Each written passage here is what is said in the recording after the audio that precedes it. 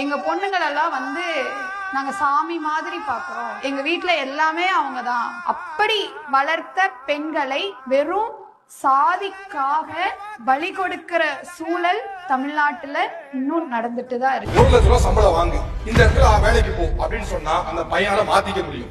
அவன் மாத்திக்கவே முடியாத ஒரு ஜாதியை குறிப்பிட்டா அப்படின்னா அதை பேசுறது வந்து முட்டாள்தனம், பைத்தியக்காரத்தனம். கீழே ஒருத்தர் இருக்கான்னு சந்தோஷப்படுற, ஆனா நீ யோசிக்காத விஷயம் என்ன, உனக்கு மேலேயும் ஒருத்தர் இருக்கான்.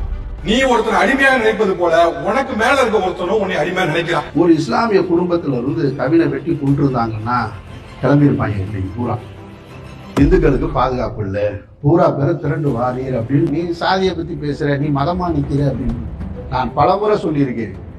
மதம் இந்த மனிதனை நேசிக்கிறதை தடுக்குதுன்னா இந்த மதத்தை விட்டு வெளியில வர தயாரா இருக்கேன்.